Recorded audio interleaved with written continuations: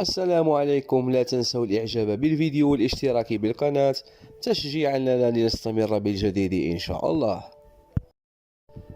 كروس يدخل قائمة العظماء الستة لريال مدريد.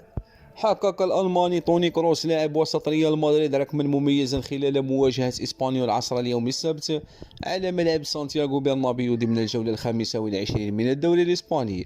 وتواجد كروس في التشكيلة الأساسية للميرينغي خلال اللقاء، وبحسب شبكة أبطال الإحصائيات فإن كروس وصل لمباراته رقم 400 بقميص ريال مدريد في مختلف المسابقات.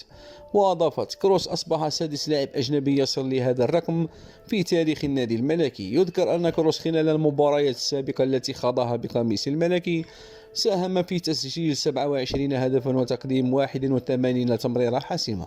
وحقق ريال مدريد انتصارا ثمينا بنتيجة 3 أهداف لهدف خلال مواجهة إسبانيول عصر اليوم السبت ضمن منافسات الجولة 25 من عمر الدوري الإسباني.